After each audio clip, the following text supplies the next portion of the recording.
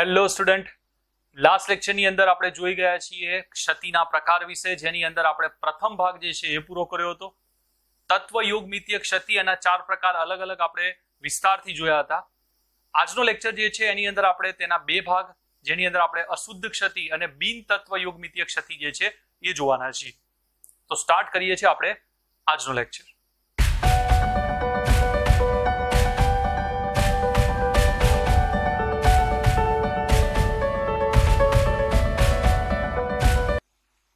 તો આપણે પ્રથમ આજે જોવાના છીએ, એની અંદર છે સેકન્ડ ભાગ અશુદ્ધ ક્ષતિ વિશે.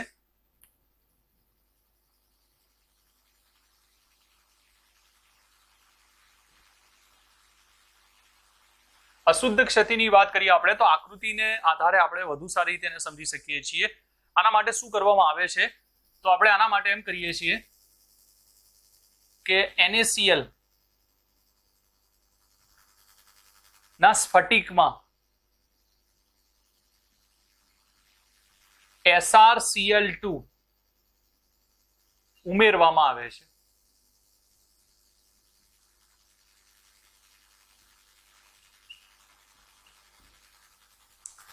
એટલે અહીંયા આપણે SrCl2 જે છે એને ઉમેરી દઈએ છીએ NaCl ની અંદર, અને જેવું એને ઉમેરીએ છીએ એના લીધે શું થાય છે તો આપણે જોઈએ અહીંયા. તો હું સ્ફટિક દર્શાવું છું અહીંયા.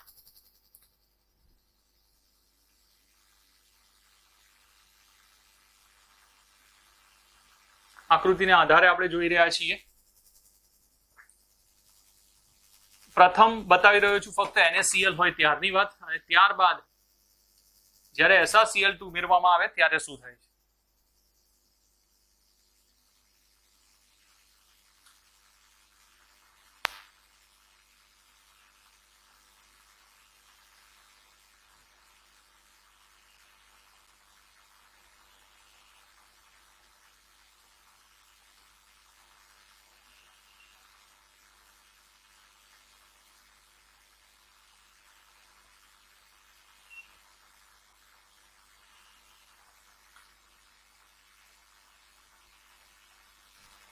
તો આ રીતે મેં અહીંયા દર્શાવી દીધું છે.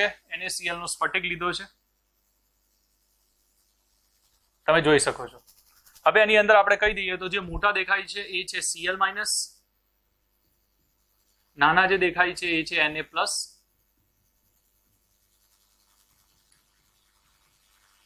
એટલે આ રીતે કંઈક આપણને જોવા મળે છે સ્ફટિકની અંદર, જેમાં ધન આયન અને ઋણ આયન તમને જોવા મળે.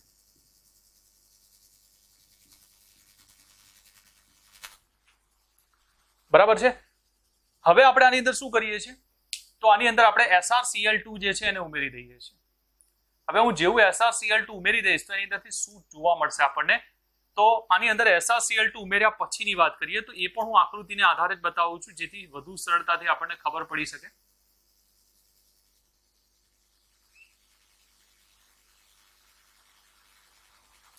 તો એની અંદર આની આ જ રચના.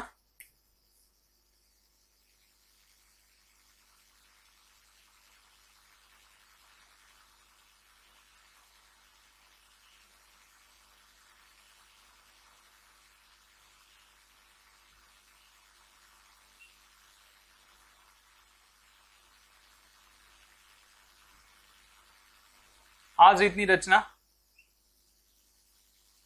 આ રીતે લીધી છે. હવે જેવો આની અંદર SrCl2 આપણે ઉમેરી દઈએ છીએ એટલે હું શું કરું છું, આની અંદર હવે SrCl2 નાખીશ. SrCl2 નાખીશ એટલે શું થશે, અંદર Sr+2 જે છે એ Na+ ના સ્થાન જે છે એને રોકી લે છે. હવે જેવો Sr+2 આમાં પડશે ને એટલે તરત જ શું થશે આની અંદર, તો 2 સ્થાન જે છે એ ખાલી થઈ જવાના છે. જેમ કે હું અહીંયા બતાવી દઉં છું તમને, જેથી કરીને તમને ખ્યાલ આવે કે કયા 2 સ્થાન ખાલી થઈ રહ્યા છે. દાખલા તરીકે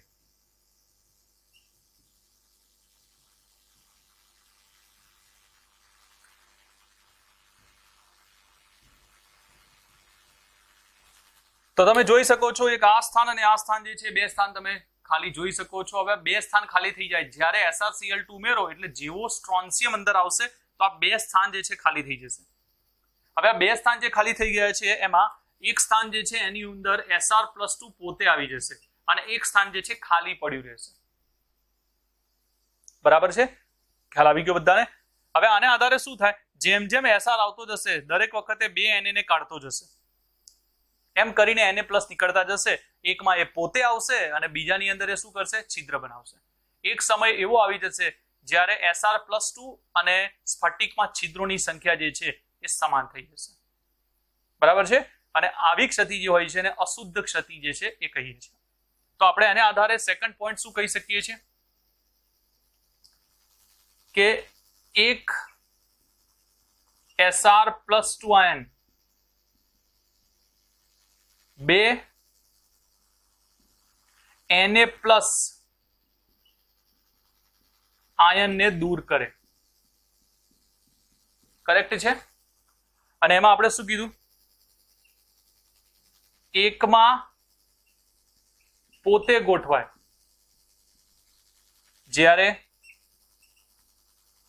બીજું સ્થાન ખાલી રહે. બરાબર છે? તો બીજું સ્થાન કેવું રહેશે? આની અંદર ખાલી રહેશે. અને એને આધારે જ આપણે એમ કહી શકીએ છીએ કે અંતે આપણને શું જોવા મળે?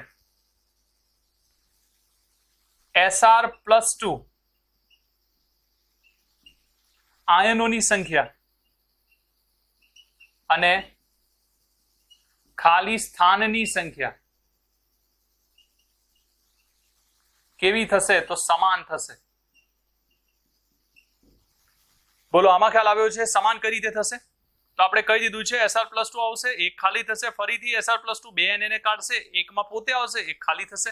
એમ કરતા કરતા બધા Na+ નીકળી જશે અને બચશે શું? SR+2 અને એટલા ને એટલા શું હશે? ખાલી સ્થાનો હશે. બરાબર? તો આવી ક્ષતિ જે હોય છે ને આપણે શું કહીએ છીએ? અશુદ્ધ ક્ષતિ. આવું નવું ઉદાહરણ તમે બીજું લઈ શકો છો કે AgCl ના સ્ફટિકમાં આ જ રીતે CdCl2 નું દ્રાવણ ઉમેરતા. બરાબર છે? જો એવું કરવામાં આવે તો પણ ઘટના એ જ રીતની છે, એટલે કોઈ ફરક નહીં પડે. આવું જ જોવા મળશે. AgCl લેશો એની અંદર જેવો Cd+2 અંદર આવશે એટલે 2 Ag+ ને દૂર કરશે, એક Ag+ ની અંદર Cd+2 પોતે આવી જશે અને એક છિદ્ર બનાવશે. અને એ જ રીતે આપણને જેમ આમાંથી આ જોવા મળ્યું એવું આની અંદર પણ આપણને જોવા મળી જશે. ક્લિયર? તો બધાને ખ્યાલ આવી ગયો છે આની અંદર. તો આપણે પ્રથમ ભાગ જે છે આજના લેક્ચરનો પૂરો કર્યો છે, જેની અંદર છે અશુદ્ધ ક્ષતિ. ત્યારબાદ આપણે જોઈએ છીએ આનો થર્ડ નંબર. હવે જોઈએ છે આપણે ક્ષતિની અંદર છેલ્લો પ્રકાર જે આવે છે થર્ડ નંબર, બિન તત્વ યોગમિતીય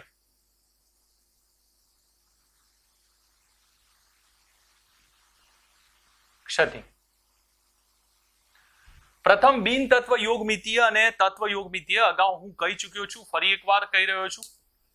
જેની અંદર જે પ્રકારનું અણુસૂત્ર અથવા સંયોજન જોવા મળે છે તે જો એમનું એમ રહે તો આપણે એને શું કહીએ છીએ? તત્વ યોગમિતીય. અને જ્યારે તેની અંદર ધાતુ જે છે એની ઉણપ અથવા વધારો થઈ જાય તો એને આપણે કહીએ છીએ બિન તત્વ યોગમિતીય. બરાબર છે? એટલે હું એકવાર ફરી કહી દઉં છું એટલે તમને ખ્યાલ આવી જાય આને આધારે. તો બિન તત્વ યોગમિતીય માટે મારે જો કેવું હોય તો હું ફક્ત એટલું કહી શકું છું આને આધારે, NaCl હોય અને એમાંથી NaCl જ મળે કમ્પ્લીટ, તો એને તત્વ યોગમિતીય કહેવાય. અને જો તમે FeO લેતા હોય અને એમાંથી તમને મળે Fe.95O, બરાબર છે? કમ્પ્લીટ નથી, એનો મતલબ આ શું છે? બિન તત્વ યોગમિતીય. તો બંને વચ્ચેનો ફરક અહીંયા જોઈ લેવાનો. આ જે છે તત્વ યોગમિતીય છે, આ જે છે એને આપણે કહીએ છીએ બિન તત્વ યોગમિતીય. તો બંને વચ્ચેનો ફરક. બિન તત્વ યોગમિતીયના આધારે હવે વાત કરીએ એમાં તો આપણે બે જોવાના છીએ, ધાતુ વધારો ક્ષતિ અને ધાતુ ઉણપ ક્ષતિ. તેની અંદર પ્રથમ ભાગ લઈશું આપણે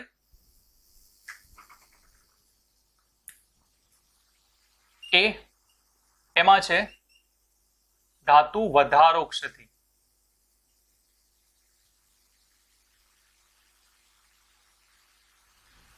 હવે ધાતુ વધારો ક્ષતિ છે એમાં પણ પાછા પેટા બે વિભાગ છે, એટલે આ મોટો ક્વેશ્ચન છે, નાનો ક્વેશ્ચન નથી.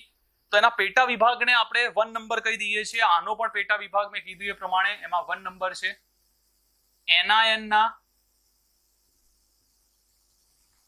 रिक्त स्थान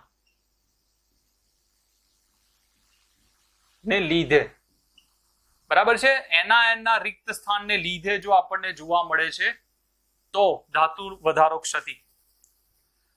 हवे मोस्ट इम्पोर्टન્ટ है क्षति नी अंदर शॉर्टकी फ्रेंकल पछी एक आ पूछवा लायक सौथी सारो क्वेश्चन कही शकाय अने मोटो क्वेश्चन 3 मार्क्स सुधी एनसीईआरटी प्रमाणे बोर्ड में पूछी सके जेवो अने साथे ज आना रिलेटेड आपने दाखला पूछवामां आवे छे तो दाखलानी अंदर पण आनी जरूर उत्पन्न थाय छे। तो अहींया आपणे केमनुं याद राखी सकीए छीए तो जो अहींया हवे एना एना रिक्त स्थान ने लीधे आपने अहींया कही दीधुं छे खूब ज सरळ छे सरळताथी तमे याद राखी शको छो फक्त NaN ना लीधे जे फरक पड़े छे तेनी वात करी रह्या छीए। तो हवे आनी अंदर हुं शुं करूं छुं जो अहींया आना माटे हुं अहींया आ रीते मैं लई लीधो छे NaCl नो स्फटिक बराबर छे। बराबर ध्यान थी तमे जोशो एक ज वातनी अंदर याद रही जाय एवुं छे कई ज मुश्किल नथी। बीजू एने सेमा मूक्यो छे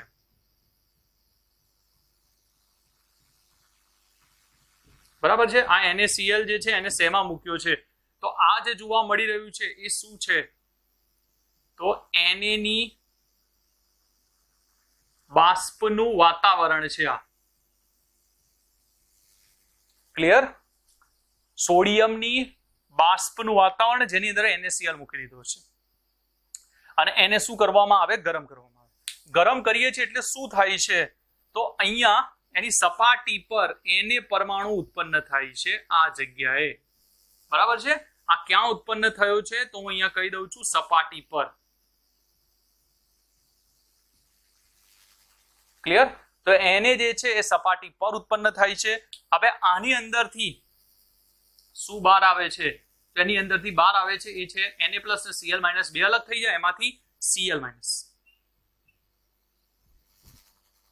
आ Cl- जे छे ए सोडियम साथे संयोजाय अने ए संयोजायने एमांथी शुं बनावी दे NaCl बराबर छे। हवे आ Cl- बने त्यारे अहींया स्फटिकनी अंदर शुं बन्यो हशे Na+ तो बन्यो ज हशे बराबर छे अने ए Na+ जे छे ए Cl- साथे बहार निकળી जाय छे। हवे अहींया महत्वनी वस्तु छे ज्यारे Na मांथी Na+ बने छे त्यारे जे इलेक्ट्रॉन छूटो पड़े छे तेनी वात छे। तो हवे एनी अंदर शुं जोवा मळे छे तो प्रथम આપણે આને આધારે પહેલા પોઈન્ટ્સ કહી દઈએ છીએ પછી નીચે આપણે આને આકૃતિને આધારે પણ દર્શાવી રહ્યા છીએ એટલે ખ્યાલ આવે। તો પ્રથમ NaCl ના સ્ફટિકને શું કરીએ છીએ આપણે Na ની બાષ્પના વાતાવરણમાં गरम करवामां आवे छे।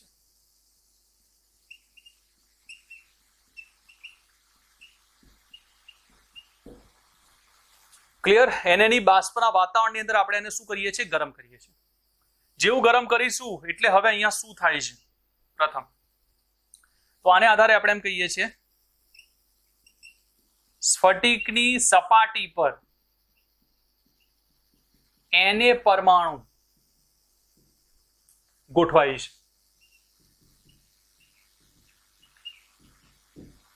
बराबर छे। तो स्फटिकनी सपाटी जे छे एनी उपर कयो परमाणु आपने जोवा मळी रह्यो छे तो सोडियम परमाणु तमने जोवा मळी रह्यो छे।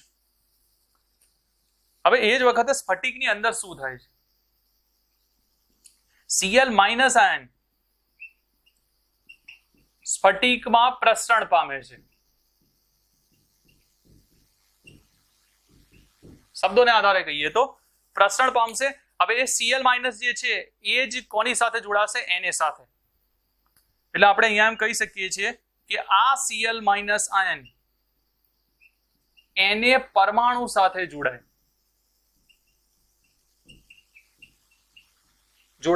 શું બનાવશે તો NaCl બનાવે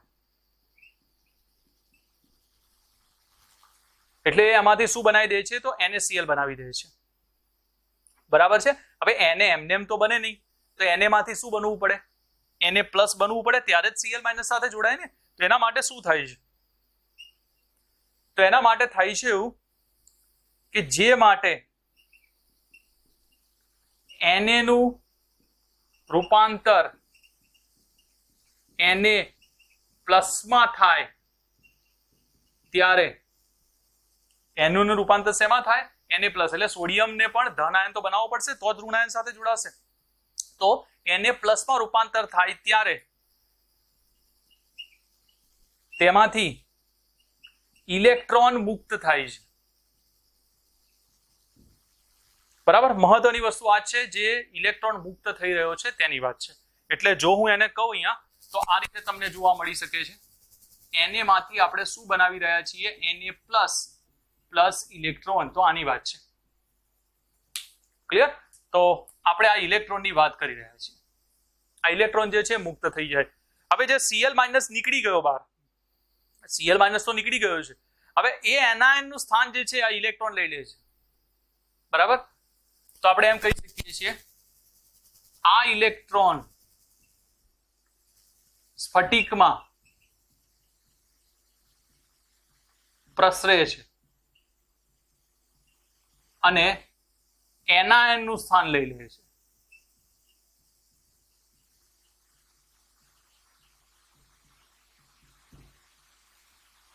ક્લિયર?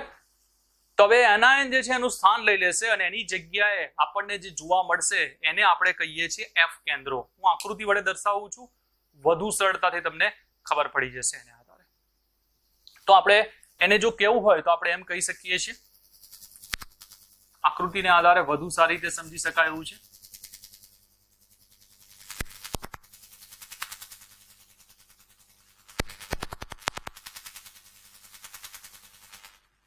તો એની અંદર હું આ રીતે દર્શાવું છું. ફરી પાછા તમે આકારને આધારે તો ફરક જોઈ શકો છો.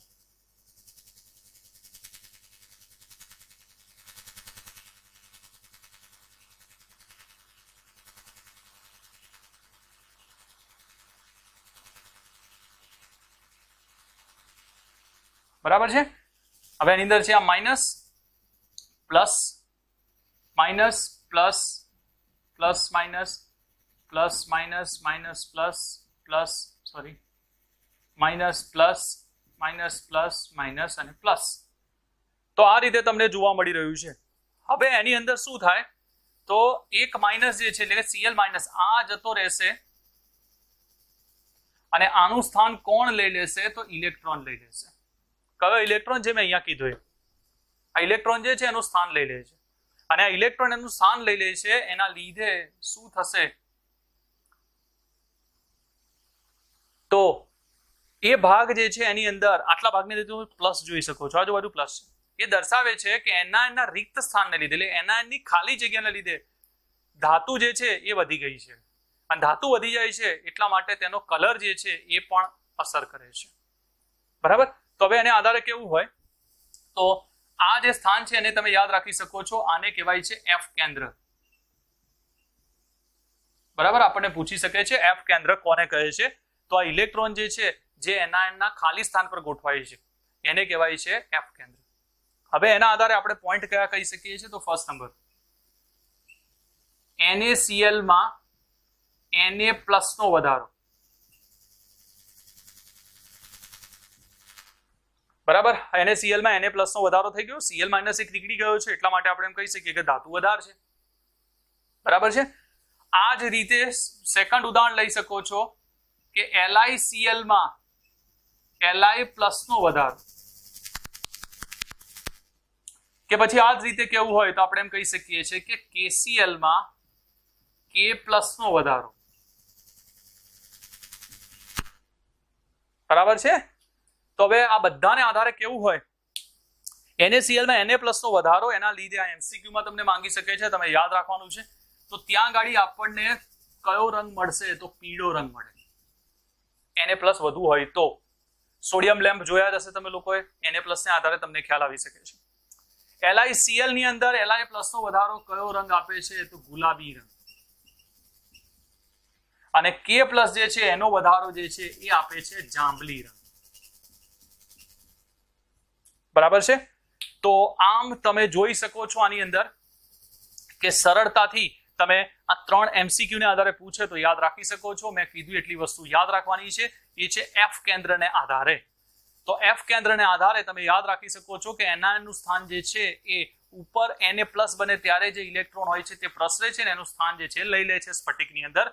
અને જ્યારે ધાતુ વધી જાય છે એટલે કે જેવો ઋણાયન નીકળી ગયો અને ધાતુ વધી ગઈ એના લીધે સ્ફટિક જે છે એની અંદર રંગ જોવા મળી શકે છે. આપણે કહી દીધું Na પ્લસ વધુ હોય તો પીળો રંગ, Li પ્લસ વધુ હશે તો ગુલાબી રંગ, અને એ જ રીતે KCl માં K પ્લસ વધી જશે તો જાંબલી રંગ જે છે એ જોવા મળે છે.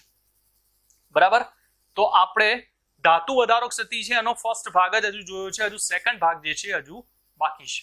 હવે જોઈએ છે આપણે ધાતુ વધારો ક્ષતિની અંદર સેકન્ડ ભાગ, એ છે આંતરાલીય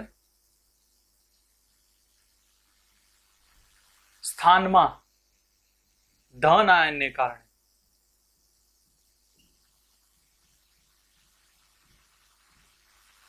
તો હવે આંતરાલીય સ્થાનની અંદર ધન આયન જ્યારે આવી જાય છે એના લીધે આપણને ધાતુ વધારો ક્ષતિ જે છે એ પણ જોવા મળે છે.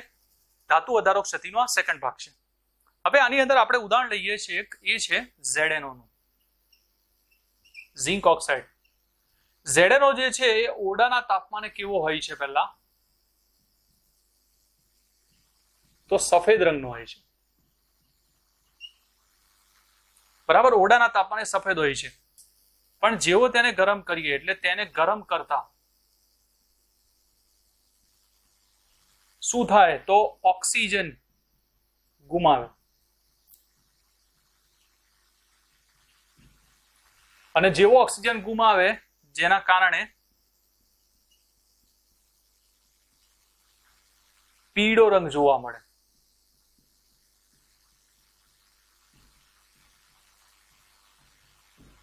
ક્લિયર? એટલે પહેલા જે સફેદ હતો એ હવે કેવો થઈ જશે? પીળા રંગનો જોવા મળશે.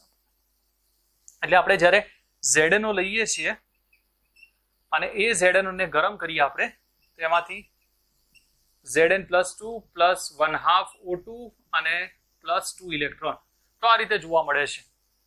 બરાબર. તો હવે શું થશે? ઓક્સિજન ગુમાવી દીધો છે, તેના લીધે થશે એવું કે સ્ફટિકમાં કોનો વધારો જોવા મળશે? તો Zn+2 નો વધારો જોવા મળે.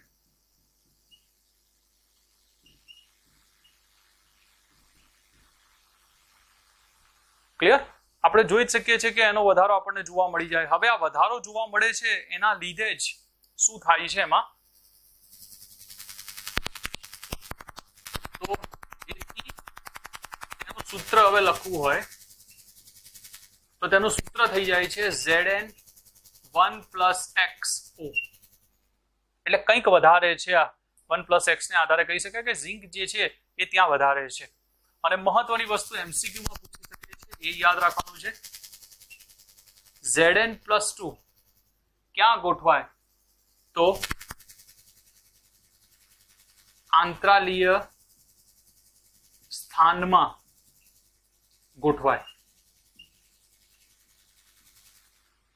બરાબર. તો આ યાદ રાખી શકો છો તમે. અને ઇલેક્ટ્રોન ક્યાં ગોઠવાય? તો નજીકના આંતરાલીય સ્થાનમાં ગોઠવાય. બરાબર. તો આ બંને વસ્તુ જે છે તમે યાદ રાખી શકો છો. Zn+2 ક્યાં ગોઠવાશે, ઇલેક્ટ્રોન ક્યાં ગોઠવાશે. અને આપણે એ જ તો કહી રહ્યા છીએ કે Zn+2 આંતરાલીય સ્થાનમાં ગોઠવાય છે, જેના કારણે જ તો આપણે ધાતુ વધારો ક્ષતિનો આ ભાગ જોઈ રહ્યા છીએ. બરાબર. તો MCQ આધારિત તમને પૂછી શકે છે. આની અંદર ઘણા બધી વસ્તુઓ છે, જેની અંદર ફર્સ્ટ નંબર કલર સામાન્ય રીતે ગરમ કરતા, સેકન્ડ નંબર એ પૂછી શકે છે સૂત્ર, થર્ડ નંબર Zn+2 ક્યાં હશે કે ઇલેક્ટ્રોન ક્યાં હશે. તો આ રિલેટેડ ઘણા બધા ક્વેશ્ચન જે છે એના આવી શકે છે, તો એ તમને આની સાથે પૂછી શકે છે.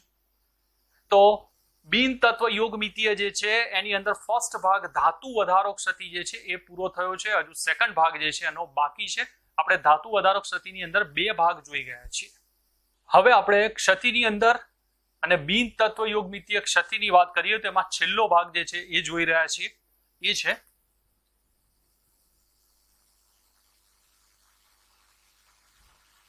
ધાતુ ઉણપ ક્ષતિ.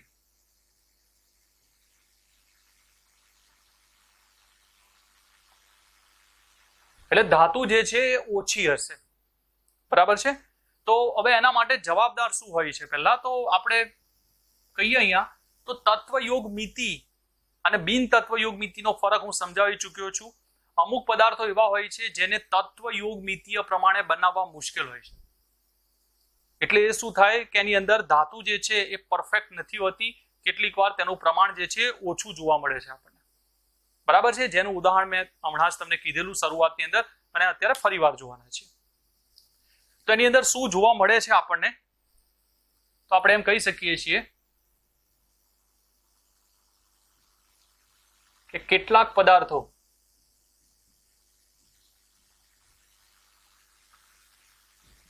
તત્વયોગ મિતિ મુજબ બનાવવા મુશ્કેલ છે.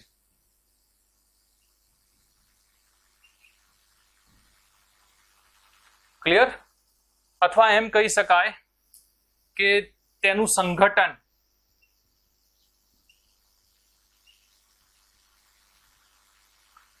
તત્વયોગમિતીય હોતું નથી એમ પણ કહી શકીએ છીએ આપણે કે તત્વયોગમિતીય પ્રમાણે નથી હોતું, પરફેક્ટ નથી હોતું. બરાબર? તો હવે તત્વયોગમિતીય પ્રમાણે નથી હોતું તો એની અંદર શું જોવા મળે છે આપણને? તો ધાતુ જે છે એ કેવી હોય છે? તો તેમાં ધાતુ ઓછા પ્રમાણમાં હોય છે.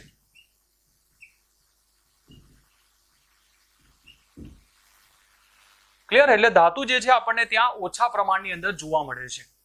હવે ઓછા પ્રમાણની અંદર જોવા મળે છે એનું ઉદાહરણ કયું લઈ શકાય? તો હું લઈ લઉં છું ઉદાહરણ દાખલા તરીકે FeO. ક્લિયર? જેમાં Fe જે છે એ 0.95 જોવા મળે. Fe 0.93 થી Fe 0.96 ના ગાળામાં હોય છે.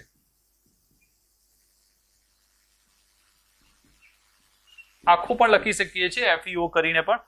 0.93 થી 0.96 જે છે એના ગાળાની અંદર તમને જોવા મળે છે. બરાબર? એટલે આના માટે આપણે એમ કેવું હોય તો એમ કહી શકીએ છીએ તેને આધારે છે કે FeO ના સ્ફટિકમાં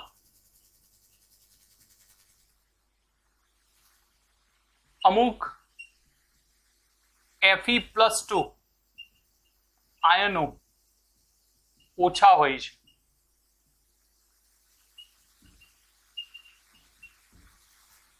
બરાબર છે? તો એની અંદર શું થશે? તો FeO સ્ફટિકની અંદર તમે ચેક કરશો તો Fe+2 આયનો જે છે અમુક ઓછા હોય છે અને એટલા માટે જ તો આપણે 0.95 કે 0.93 કે 0.96 જે છે એ લખીએ છીએ. હવે તે ઘટાડાને સરભર કરવા માટે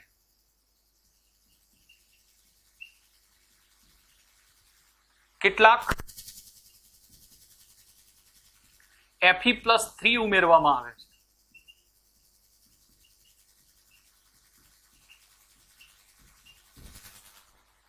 તો યાદ રાખી લેજો એની અંદર શું કરીએ છીએ તો આપણે કેટલાક Fe+3 જે છે એ એમાં ઉમેરી દઈએ છીએ. શેના માટે? તો આપણે Fe+2 જેટલા ઓછા હતા તેના માટે.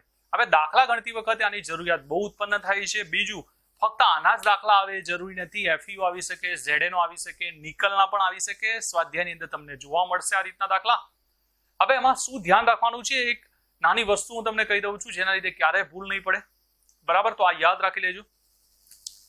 જ્યારે FeO કે કોઈ પણ આપી દીધો છે પોઈન્ટની અંદર તમને, તો એમાં આ ગાળાને યાદ રાખી લેજો દાખલા ગણતી વખતે.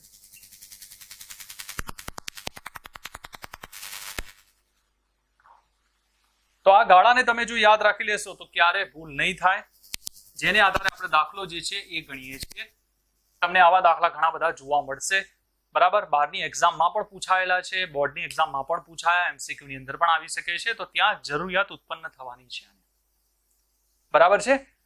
તો આપણે ધાતુ ઉણપ ક્ષતિ જે છે એ જોઈ લીધું છે. ધાતુની ઉણપ પોઈન્ટની અંદર આપણે દર્શાવ્યું છે બિન તત્વ યુગ્મિતીય ક્ષતિ, અને આ સાથે જ ક્ષતિનો જે વિભાગ જે છે એ પણ પૂરો થઈ ગયો છે.